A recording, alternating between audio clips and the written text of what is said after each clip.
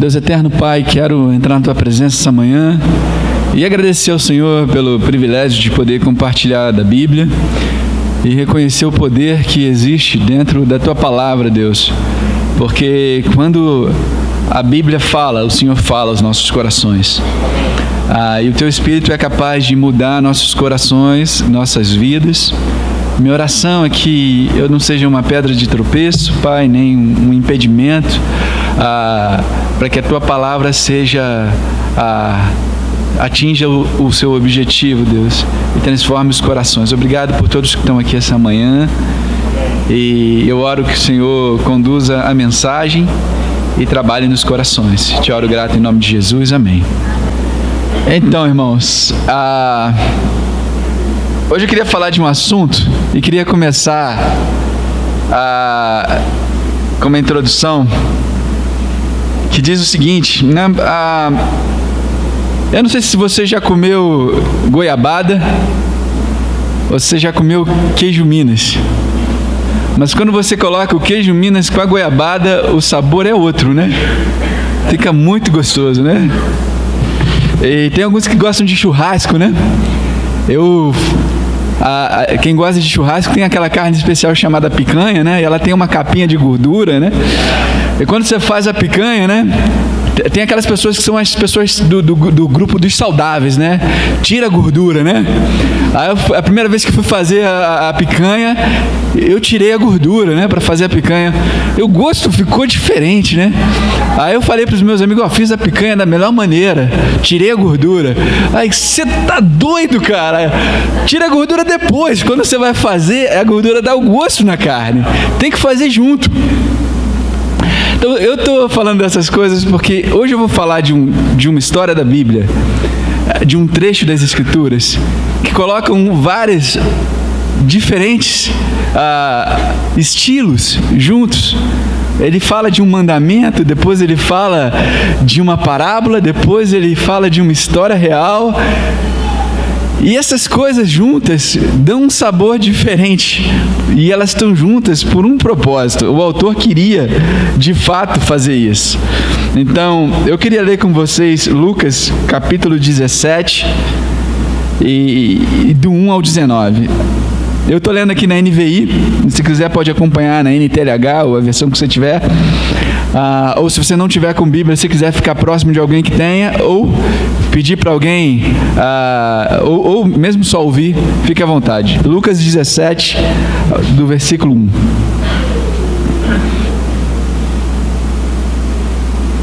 Eu vou ler do 1 ao 19. Jesus disse aos seus discípulos: é inevitável que aconteçam coisas que levem o povo a tropeçar ou a pecar. Mas ai da pessoa por meio de quem elas acontecem. Seria melhor que ela fosse lançada no mar com uma pedra de moinho amarrada no pescoço do que levar um desses pequeninos a pecar. Tomem cuidado. Se o seu irmão pecar, repreenda-o. Se ele se arrepender, perdoe-lhe. Se pecar contra você 7 vezes no dia, 7 vezes voltar a você e disser, estou arrependido, perdoe-lhe. Os apóstolos disseram ao Senhor, aumenta nossa fé. Ele respondeu, se vocês tiverem fé do tamanho de uma semente de mostarda, poderão dizer a essa moeira, arranque-se e plante-se no mar, e ela lhes obedecerá. Qual de vocês, que tendo um servo que esteja arando ou cuidando das ovelhas, lhe dirá quando ele chegar do campo, vem agora e sente-se para comer? Ao contrário, não dirá, prepare o meu jantar, apronte-se e sirva-me, enquanto como e bebo. Depois disso, você pode comer e beber. Será que ele agradecerá ao servo por ter feito o que lhe foi ordenado? Assim também vocês, quando tiverem feito tudo o que lhes for ordenado, devem dizer, somos servos inúteis, apenas cumprimos o nosso dever. A caminho de Jerusalém, Jesus passou pela divisa entre Samaria e Galiléia. Ao entrar num povoado, 10 leprosos dirigiram-se a ele, ficaram a certa distância e gritaram em alta voz, Jesus, mestre, tem piedade de nós. Ao vê-los, ele disse: vão mostrar-se aos sacerdotes. Enquanto eles iam, foram purificados. Um deles, quando viu que estava curado, voltou louvando a Deus em alta voz, prostrou-se aos pés de Jesus e lhe agradeceu. Este era samaritano. Jesus perguntou: não foram purificados todos os 10? Onde estão os outros 9? Não se achou nenhum que voltasse e desse louvor a Deus, a não ser esse estrangeiro? Então ele lhe disse: levante-se e vá, a sua fé o salvou. A gente vai falar sobre essas passagens. Eu não sei se algum dia você viu isso.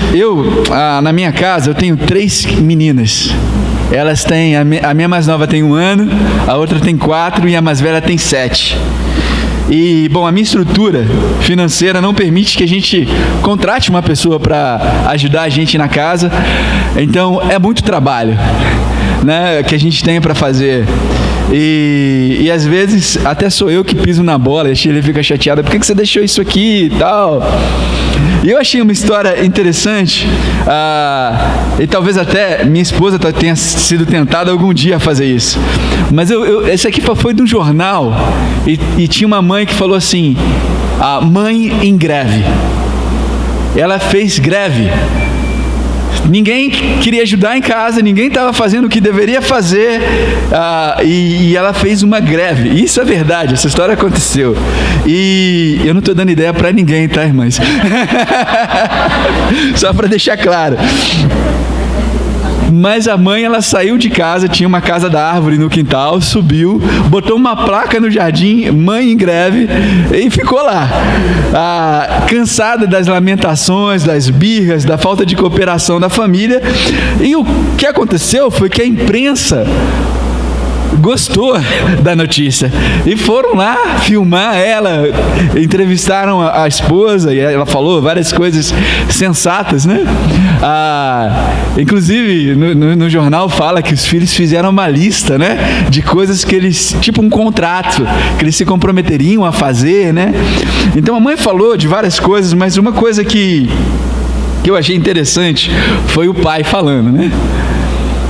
E o pai falou assim: as crianças voltaram a fazer as suas tarefas de casa novamente.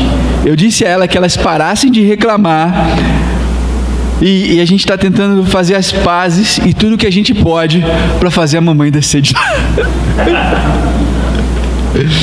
E, bom, por que eu falei dessa história para vocês? Porque, falando de maneira humana, quando a gente tem um problema de relacionamento, porque a gente não atendeu as expectativas de alguém, ou porque a gente frustrou alguém, a gente procura fazer as pazes. E qual é a maneira da gente fazer as pazes com o outro, né? A gente tentar cumprir as expectativas daquela pessoa, atender as expectativas, aquilo que está deixando ela aborrecida. E falando de maneira humana, isso é razoável. Mas se a gente falar do nosso relacionamento com Deus, isso não é razoável. Porque quando a gente tenta se aproximar de Deus, atendendo as expectativas de Deus simplesmente, a gente sente uma dificuldade enorme. Porque Deus não tem uma expectativa pequena a nosso respeito, Ele tem uma expectativa altíssima. No início desse capítulo, ele fala o seguinte: se você fizer alguém pecar, é melhor você amarrar uma pedra no teu pescoço e se lançar no mar. Depois de você se tornar um cristão, você já fez alguém pecar? Ou você faz outros pecarem? Se você ver uma pessoa pecando, você vai lá e fala com ela e confronta ela. Alguma vez você deixou de confrontar um irmão quando você viu o pecado na vida dele? E ele fala: o que quer que essa pessoa faça, se ela vier te pedir perdão, perdoa. Deus não tem uma expectativa baixa a nosso respeito, Ele tem uma expectativa altíssima. E quando a gente quer fazer as pazes com Deus, a gente se preocupa, porque, nossa, como é que eu vou alcançar o que Deus requer de mim? A gente não quer que Deus fique de greve e suba na casa da árvore, né? E a gente quer fazer as pazes com Deus. E como é que a gente faz para Ele voltar a participar da nossa vida, a cuidar, a permitir que o poder dEle vá para a nossa vida, a bênção da presença dEle, né? Como é que a gente pode fazer que Ele desça quando Ele tem padrões tão elevados? Sabe, os padrões que Jesus descreve são tão altos que parecem inalcançáveis. Mas os discípulos daquela época percebiam isso. Eu acho que nós também percebemos. O que eles falaram para Jesus? Aumenta a nossa fé. O que eles estavam dizendo de uma maneira mais espiritualizada era: a gente não consegue fazer isso sozinho, Jesus. A gente não consegue fazer isso sozinho. Se você não estiver nessa com a gente, não dá. Era basicamente isso que os discípulos estavam falando. Nos dá fé para que a gente possa acreditar que a gente pode e para que a gente consiga fazer. Jesus disse que seus discípulos estão certos, né? Que quando eles entendem que o poder necessário para eles servirem é uma questão de fé. Lá no versículo 6, se vocês tiverem fé do tamanho de uma semente de mostarda, poderão dizer a esta amoeira: arranque-se e plante-se no mar, e ela lhes obedecerá. O poder de Deus, Ele vai descer nas nossas vidas, para que a gente consiga talvez suprir essa exigência de Deus, como uma resposta da nossa fé. Mas fé em quê? O poder de Deus desce como resultado da fé, mas segue. Aí a gente vai ver uma parábola, logo em seguida uma história, e essa parábola e essa história vão nos dar uma ajuda para a gente encontrar a resposta. E esse texto vai ajudar a gente a ver a natureza do nosso Deus, e vai ajudar a gente a ver o que move Deus, o que faz Ele ir em nosso encontro, o que libera o poder de Deus na nossa vida, agir, né? O que faz isso? O que vai mover Ele a agir em nome daqueles que descobrem que os padrões de Deus estão além das possibilidades próprias. Então, o que os discípulos falaram para Jesus quando disseram aumento da nossa fé era um reconhecimento de que Deus não é movido. Escuta isso. Pode parecer estranho para você, mas escuta isso. Deus não é movido pelo que nós fazemos. Deus não é movido pelo que nós fazemos. Vamos continuar lendo esse trecho da Bíblia. E vamos ver o motivo que leva a Deus a agir. O que leva a Deus a agir a favor do seu povo com poder e com presença. Vamos ler aqui no 7 ao 10, vamos voltar. Jesus esclarece aqui alguns equívocos que eram muito comuns. E ele fala que: qual de vocês, tendo um empregado, um servo, que esteja arando ou cuidando das ovelhas, lhe dirá quando ele chegar do campo: vem agora e sente-se para comer? Ao contrário, não dirá: prepare o meu jantar, apronte-se e sirva-me, enquanto como e bebo. Depois disso, você pode comer e beber. Será que ele agradecerá ao empregado por ter feito o que lhe foi ordenado? Assim também, quando vocês tiverem feito tudo o que lhes for ordenado, devem dizer: somos servos inúteis, apenas cumprimos o nosso dever. Essa parábola perturba você? Que Jesus mal, né?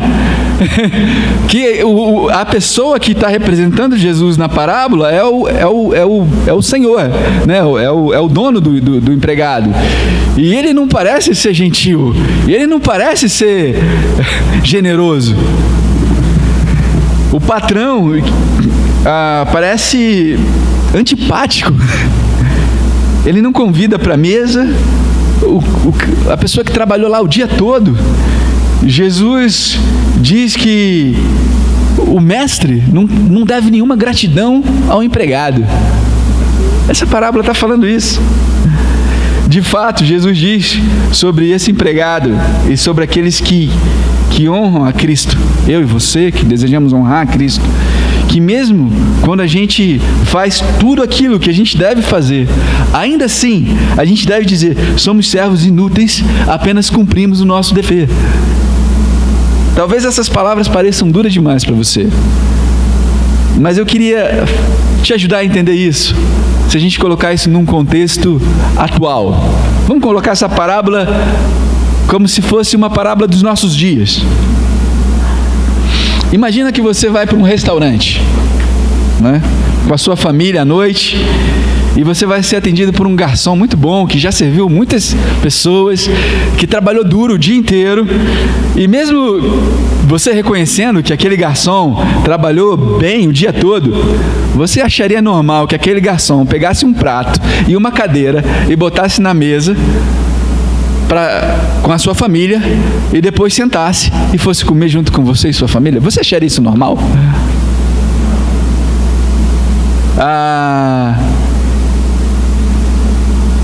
O garçom, na sua cabeça, ele está fazendo o trabalho dele. É trabalho dele servir as mesas. Eu devo alguma coisa para o garçom quando eu estou sentado na mesa ali? Não, ele tem que me servir. O dever dele, e isso não lhe dá o direito de, em nenhum momento, sentar na minha mesa e comer com a minha família. Não dá direito para ele. Essa situação que eu descrevi nem é tão bizarra assim quanto o que Jesus está descrevendo aqui. Sabe por quê? Porque no contexto e na época da cultura de Jesus, a pessoa que é convidada a comer na mesa de um nobre, ela tem os mesmos direitos que a família daquele nobre. Então, se você convidava alguém para comer na sua mesa, aquela pessoa tinha direitos, os mesmos direitos que toda a sua família. É equivalente a isso, né? Então, talvez uma analogia melhor do que a do restaurante seria você contratar um corretor de imóveis para comprar uma casa para você, para te ajudar a comprar uma casa. E aí você compra a casa, né? E agora imagina a cena: você chegou com seu caminhão de mudança, colocou seus móveis, suas coisas, e quando você está terminando de arrumar suas coisas, chega um caminhão com seu corretor de imóveis no carona e fala para você: eu vim morar aqui com você. Porque eu trabalhei, eu fiz o meu trabalho, eu te ajudei a comprar a casa, nada mais justo do que eu partilhar da herança com você. Eu ajudei você a comprar essa casa. Eu falei: peraí, cara, você está fazendo apenas o seu dever, isso não te dá direito sobre a minha casa. Você vê a ideia aqui? Jesus está dizendo algo muito parecido para os discípulos aqui.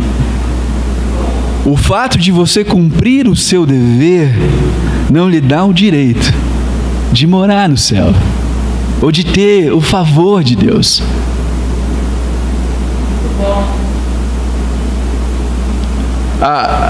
Apesar dessas duas analogias que eu contei para vocês, tanto da mesa do restaurante quanto do corretor de imóveis, nos ajudarem a fazer sentido, Jesus tinha um propósito, ele tinha a intenção. Eu não sei se essa é a palavra certa, mas Jesus queria ofender os discípulos. Jesus queria dar um choque de realidade neles, para eles não se esquecerem nunca mais daquilo. Ele tinha a intenção de marcar o coração deles. Jesus aqui está falando tanto para aqueles discípulos quanto para a gente. Ele queria que nenhum dos discípulos dele jamais considerassem que a obediência deles, não importa por quanto tempo, não importa quão grande ela tenha sido, qualificasse eles para morarem no céu ou para terem a aceitação de Deus. Vocês pegaram um ponto? Jesus queria que isso ficasse marcado. Nada do que vocês fazem é o que move o coração de Deus. É obrigação de vocês. A mensagem se aplica para a gente também. Os nossos esforços diante de Deus nunca vão fazer com que a gente ganhe uma entrada no reino de Deus. Nunca vão mover o coração de Deus ao nosso favor. Por mais que a gente queira, ou por mais que a gente necessite anunciar nossas obras, a gente faz coisas boas, né? Acho que todos nós fazemos coisas boas. Mas anunciar nossas boas obras para merecer a aceitação de Deus, não dá. Nossas realizações permanecem incapazes de fazer com que Deus nos aprove, ou de determinar a aprovação de Deus sobre nós. Tem uma história de um pastor. Ele morava na África e ele recebeu a visita de vários outros pastores na casa dele. E ele começou na casa dele tinha vários troféus de caça. E ele começou a falar, né? Esse aqui é um pé de elefante e tal. Aqui é a cabeça de outro animal. Aquela ali é uma... E todo mundo ficou olhando assim. Mas os convidados ficaram com uma pergunta que não queria... Esses animais não estão em extinção? Como é que ele caçou esses animais e está exibindo eles como troféus, né? E aí ele começou a se justificar. Não, mas esses animais aqui foi meu avô que caçou. E na verdade, na época em que foi caçado, eles não estavam extintos, porque... E o troféu que ele queria exibir, na verdade ele teve que pedir desculpa pelas coisas que ele estava exibindo como orgulhosamente. Isso é parecido com as nossas boas obras, porque as nossas boas obras não conseguem alcançar a santidade e a bondade de Deus nunca. E se a gente começa a se orgulhar e falar das coisas boas que a gente faz, a gente está mostrando o pior em nós e a gente tem que pedir desculpas, porque está exaltando o nosso orgulho e a nós mesmos e não a nossa dependência em Deus. A parábola de Jesus obriga a gente a fazer a mesma coisa, pedir desculpas pelos nossos próprios troféus. Embora a gente queira exibir os nossos troféus de justiça, de obediência, de fidelidade, a gente é forçado a reconhecer que não há bondade suficiente em tudo que a gente faz para exigir que Deus se mova à nossa direção. E, inicialmente, irmãos, isso não é nada agradável. Quando você ouve isso, você se sente, uau, que legal! Nada de bom que eu faço move o coração de Deus. Não é. A gente quer ser capaz de obrigar Deus a nos honrar. Essa é a verdade. E a gente quer comparar a nossa bondade com as ações dos outros. A gente lá no íntimo acha que a gente realiza mais, alguns de nós, né? E a gente nos considera merecedores dos favores divinos, né? Instintivamente a gente coloca a nossa fé no nosso desempenho para conseguir a bênção de Deus. Quando a gente percebe que a gente não consegue promover nossas obras sem ter que pedir desculpa pelos nossos troféus, a gente fica frustrado. E a gente fica frustrado por dois motivos. Um deles é porque a gente descobre que a gente não tem base para se comparar com os outros. E a gente fica frustrado porque a gente perde a nossa base de se nivelar com Deus. Não tem base. Lutero foi um dos reformadores. Hoje a igreja protestante, a igreja teve ele como um dos fundadores, dos principais homens, né, da reforma. E ele fala o seguinte: abandonar as obras de justiça pela crença na graça é algo extremamente amargo, pois nos rouba o motivo de orgulho em nós mesmos e todos os recursos para obtermos o controle dos presentes de Deus.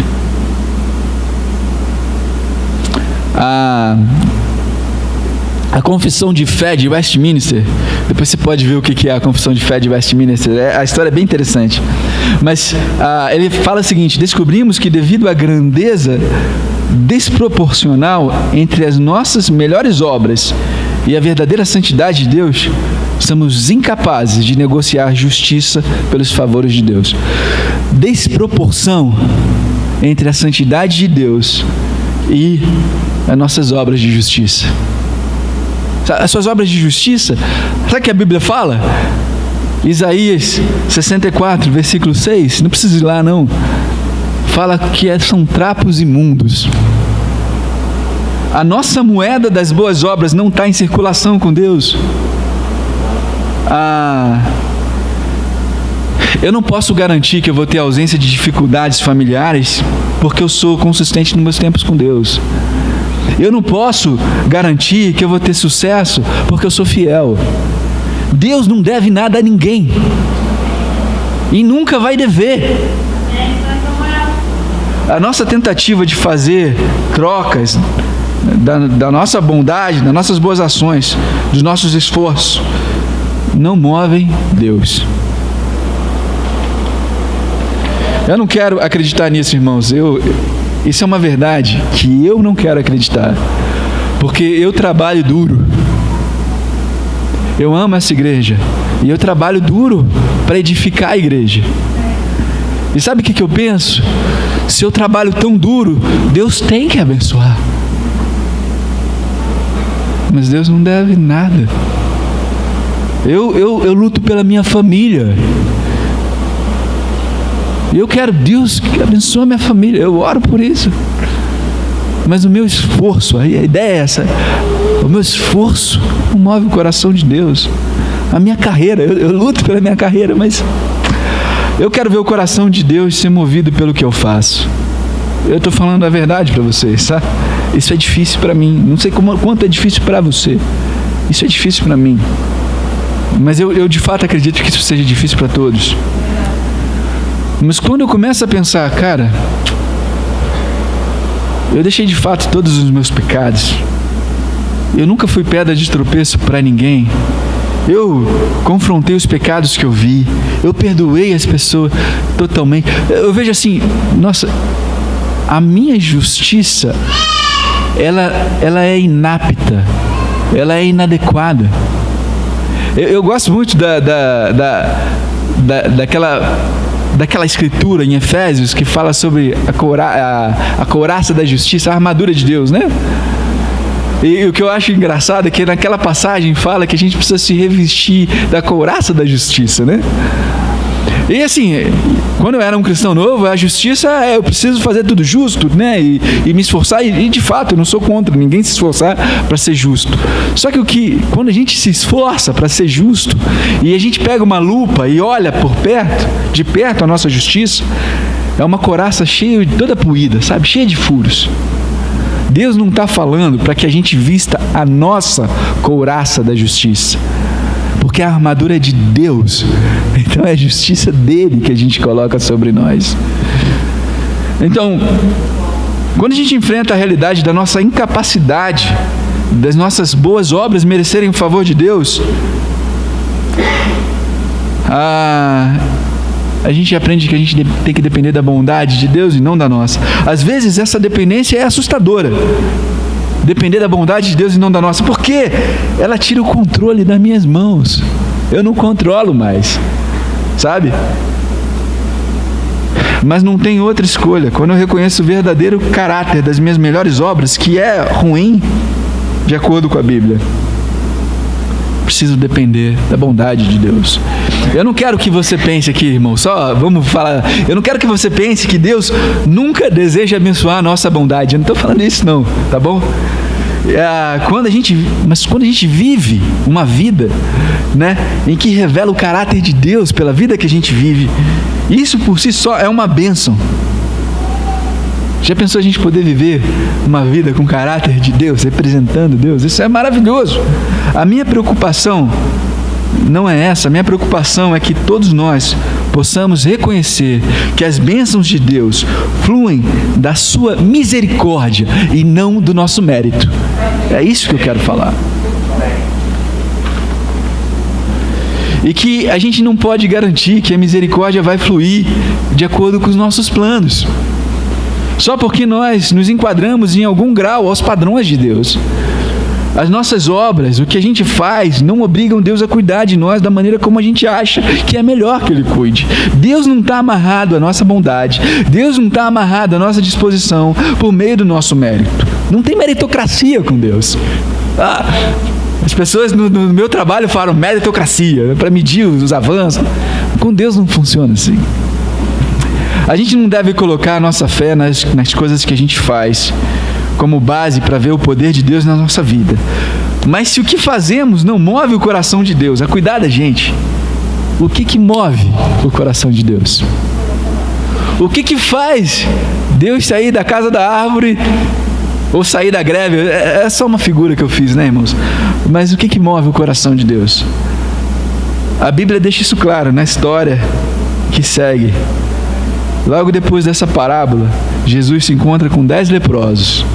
E a gente fica sabendo que, embora Deus não seja movido pelas coisas que nós fazemos, Deus é movido pelo desespero que nós confessamos. Vamos lá em Lucas 17, continuando aqui no versículo 11. Vamos ler do 11 ao 13. A caminho de Jerusalém, Jesus passou pela divisa entre Samaria e Galiléia. Ao entrar num povoado, 10 leprosos dirigiram-se a ele e ficaram a certa distância e gritaram em alta voz: Jesus, mestre, tem piedade de nós. Quando Jesus estava viajando aqui na fronteira entre esses Samaria e Galiléia, um grupo começa a chamar Jesus gritando. Você sabe por que eles estavam gritando? Isso.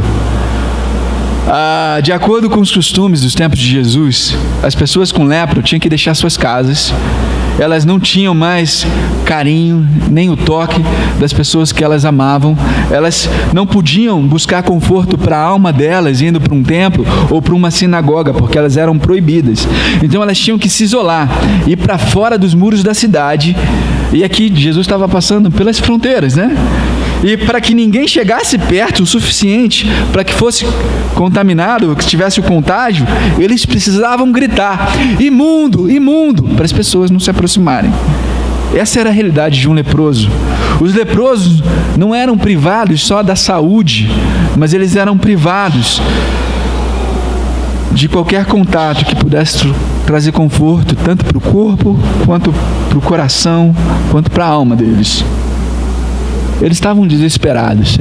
Os leprosos estavam desesperados. E eles gritaram: Mestre, tem piedade de nós. E o que Jesus fez? Em Lucas 17:14, ao vê-los ele disse: vão mostrar-se aos sacerdotes. Enquanto eles iam, foram purificados. Eles foram curados. O que Jesus fez? O que Jesus fez quando as pessoas desesperadas procuraram ele, esperando receber misericórdia? Ele atendeu. O que move o coração de Deus? A confissão do nosso desespero. Jesus mostra piedade para com aqueles que não têm nada com que se manter, a não ser o desespero. Qual é a mensagem para mim e para você aqui? Deus não é movido pelo que nós fazemos, mas pelo desespero que nós confessamos. Eu queria contar uma história real para vocês. Essa história não é da nossa igreja, ela é de uma outra pessoa, talvez você se identifique, mas eu queria contar essa história para mostrar quão poderosa é a manifestação de desespero para conseguir mudar o coração, para obter a misericórdia que a gente precisa. Essa história não é de ninguém que a gente conhece aqui, mas é uma história real. Tinha um casal que ele tinha um filho e estava passando no meio da adolescência, e ele vivia em rebelião contra os pais e contra Deus. Durante aqueles anos, o filho desse casal, fez vários protestos para dizer, olha, eu faço as minhas coisas, mas olha, eu sou inocente, né? E ele se justificava em relação às atitudes, em relação à conduta que os pais deles consideravam inaceitáveis na família. E aí o filho faz várias promessas, olha, eu vou me consertar, eu vou ser melhor, eu vou viver corretamente, mas sempre que ele dava justificativas, explicava, tentava se inocentar, embora isso fizesse sentido naquele momento, não demorava muito tempo para ele cometer e viver outros erros, ou os mesmos. Cada promessa que o filho fazia era festejada inicialmente, mas depois era quebrada. E os pais sentiam muita dor, desânimo e vergonha. Até que um dia a mãe confidenciou o seguinte: eu não sei se eu ainda amo meu filho. O coração dela tinha assim disposto fortemente contra ele. Um dia o filho se sentou na sala da família e começou a olhar um álbum de fotografias. Um álbum de dias passados, de dias melhores, de dias mais felizes. E ele pegou uma fotografia e pediu para a mãe dele olhar a fotografia. A foto mostrava ele como criança, debaixo do sorriso de aprovação da mãe. Ele apontou para a fotografia e falou: mãe, quando eu olho para essa foto, eu entendo porque você não me ama mais. Quando eu olho você nessa foto, eu vejo tanta esperança nos seus olhos em relação a mim, mas eu frustrei todas as suas esperanças. Eu não sei como consertar quem eu sou ou o que eu fiz.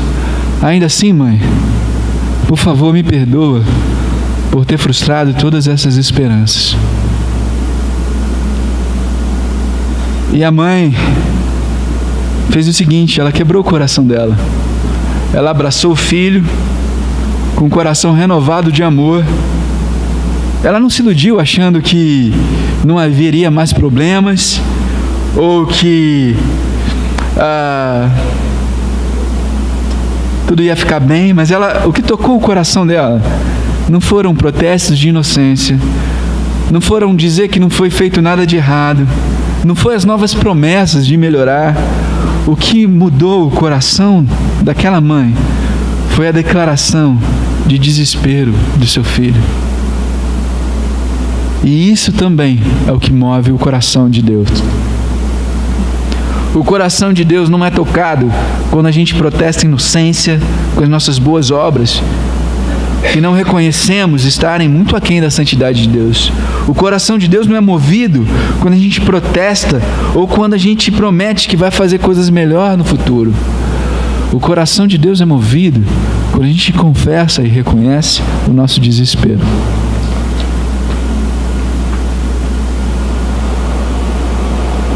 O evangelho que nós confessamos, que Jesus Cristo morreu na cruz pelos nossos pecados, para nos garantir um futuro melhor, para nos garantir, não um futuro melhor, mas para nos purificar e para nos garantir a vida eterna, um relacionamento com Ele.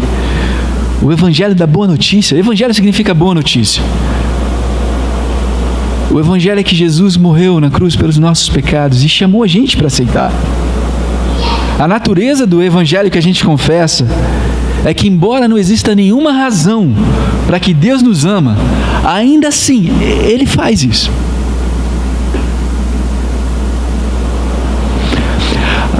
Se a gente não reconhecer que não há nenhuma razão para Deus ser levado a nos amar, se a gente não reconhece isso, não há nenhuma razão para Deus nos amar além da necessidade que a gente traz para Ele.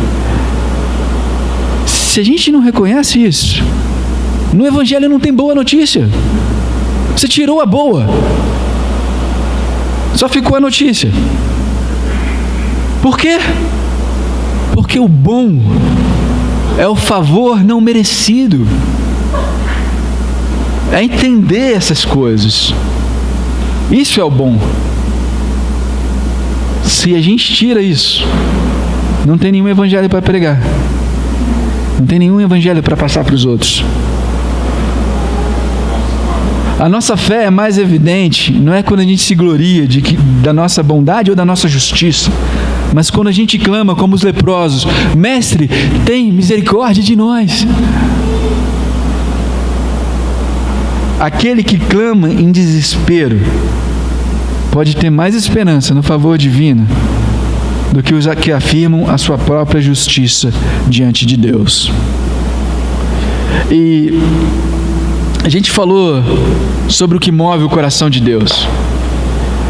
E aí você pode falar para mim: olha, não é o que a gente faz que move o coração de Deus, mas é o nosso desespero que move o coração de Deus.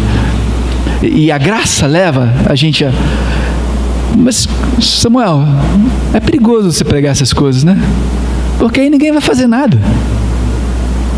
Ninguém vai se mover na direção de Deus. Eu não sei, mas a gente precisa entender que existe o que move o coração de Deus, o motivo da bondade de Deus, mas a gente precisa aprender, juntamente com isso, o motivo que move o nosso coração. E essa parábola fala sobre isso. Se a gente continuar no versículo 14 até o 19, fala: ao vê-los, ele disse: vão mostrar-se aos sacerdotes. Enquanto iam, foram purificados. Um deles, quando viu que estava curado, voltou, louvando a Deus em alta voz. Prostrou-se aos pés de Jesus e lhe agradeceu. Este era samaritano. Jesus perguntou: não foram purificados todos os 10? Onde estão os outros 9? Não se achou nenhum que voltasse e desse louvor a Deus, a não ser este estrangeiro. Então ele disse: levante-se e vá, a sua fé o salvou. O leproso voltou para Jesus e foi agradecer Jesus. Louvando a Deus, ele foi agradecer Jesus. E uma coisa que a gente talvez não entenda nessa história é que esse homem, quando voltou, ele correu 2 grandes riscos. O primeiro, ele não tinha sido curado na frente de Jesus. Ele estava andando para falar com o sacerdote, e quando foi ver, todos eles estavam curados. Quando eles viram que estavam curados, um deles, o samaritano, voltou. Qual é o risco que ele estava correndo? Da mesma maneira instável que ele foi curado, no caminho ele poderia ser descurado. Não sei se essa é a palavra, mas a doença podia voltar. E ele só ia saber se realmente estava curado e receber o carinho da família dele e poder viver dentro da cidade, se um dos sacerdotes desse o atestado de saúde para ele, dissesse: você está curado. Mas fora isso, ele ainda não tinha nada. Então ele não tinha nada na mão, e ele arriscou isso. Ele não quis uma promoção de si mesmo. Ele quis voltar para agradecer Jesus. Um outro risco que ele estava correndo, eu não sei se vocês sabem, a parábola fala, mas talvez vocês não tenham pegado. Tinham 10. Um era samaritano. E o um que era samaritano foi o que voltou. Talvez Jesus falasse: caramba, não percebi que você era samaritano. Era só para os outros 9.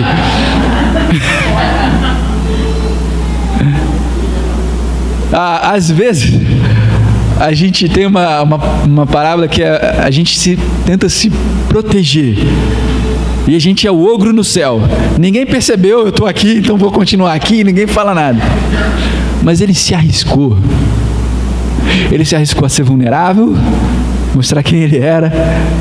Ele se arriscou a deixar de ser curado e voltar para Jesus. O que moveu o coração dele? A gratidão.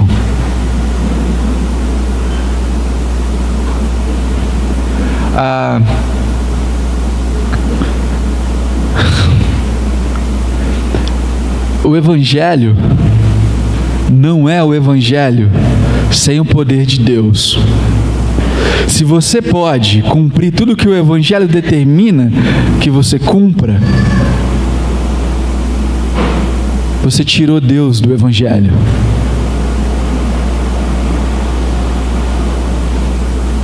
A nossa vida é uma vida em conformidade com o poder de Deus.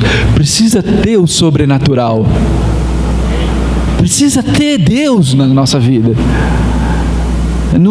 O Evangelho não é uma coisa humana. é uma coisa espiritual. A gente não consegue alcançar os padrões de Deus e nunca vai conseguir. Por mais que você se esforce, Deus precisa estar com você. Aumenta a nossa fé.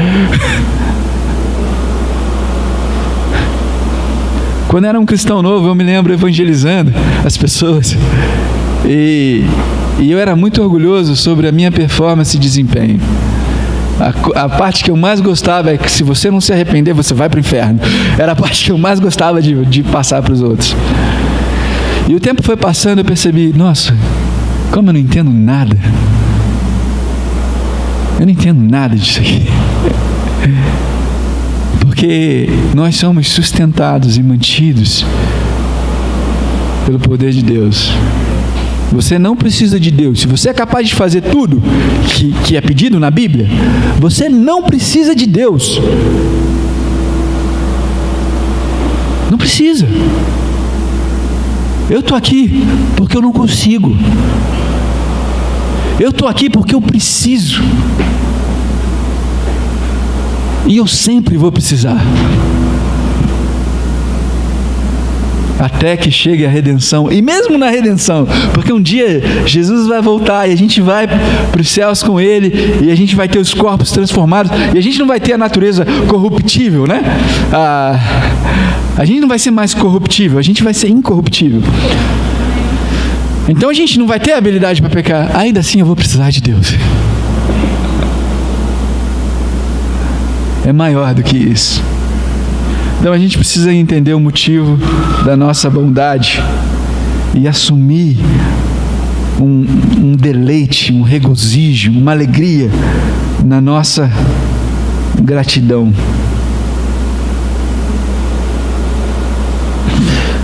A gente precisa entender o quanto a gente precisa de Deus nas nossas vidas.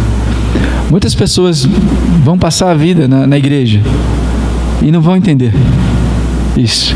Infelizmente, pastores vão produzir culpa nas pessoas, ou desespero, com uma mensagem de desempenho.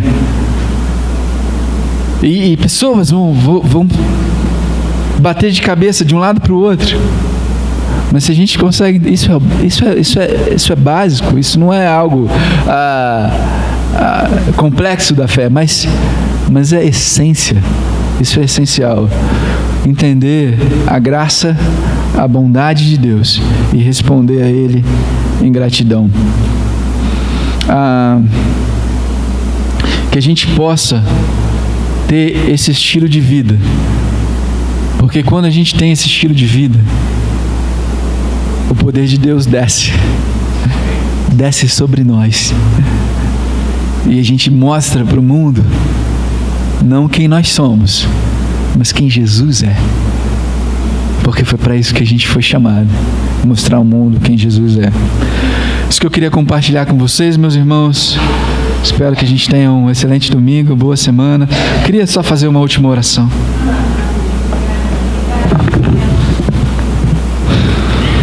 Deus, muito obrigado por poder ouvir a mensagem da Tua Palavra aqui no Evangelho de Lucas e ver como que cada parte se completa. Como se o autor do Evangelho quisesse colocar essas partes juntas e contar uma história completa para nós. Eu oro para que a gente possa ter um coração macio diante de Ti, para entender que não é o que nós fazemos que move o Teu poder, mas é um entendimento da nossa necessidade, da nossa incapacidade, de quanto nós somos inadequados, até mesmo para fazer coisas boas, mas que o Senhor nos permite e nos chama a andarmos com o Senhor. O Senhor nos dá o Teu Espírito e nos dá a oportunidade, Deus, de não vivermos mais no pecado, Deus. Com um coração agradecido, Deus, e transformando nossas vidas, Pai. Eu sei que o orgulho é algo que se agarra nos nossos corações de uma maneira tão entranha na nossa alma, Deus. A justiça pessoal, a sensação de autopromoção, de autoproteção, é tão forte dentro de nós, Pai. Mas eu oro para que a gente possa andar em humildade contigo, entender nossa necessidade sempre. Oro que o Senhor abençoe, que teu Espírito fale, continue falando aos nossos corações. E eu te oro agradecido, Pai. Quero lembrar aqui também, Deus, aproveitando, Pai, de algumas necessidades, Pai, de alguns necessitados também, Pai. Quero lembrar em oração das famílias daqueles jovens que faleceram no incêndio no Flamengo, Pai. Que o Senhor possa confortá-los, Pai. Quero lembrar também das várias mulheres, Pai, como a gente tem visto nos jornais, que têm sofrido ações de violência, Pai. Que o Senhor as proteja, Pai. E eu oro para que, quando a gente vê algumas coisas acontecendo no mundo, Pai, a gente vê quanto que o mundo é perdido. Mas eu oro para que sejamos luz e possamos compartilhar as boas novas do Evangelho com o mundo. Te oro agradecido em nome de Jesus. Amém.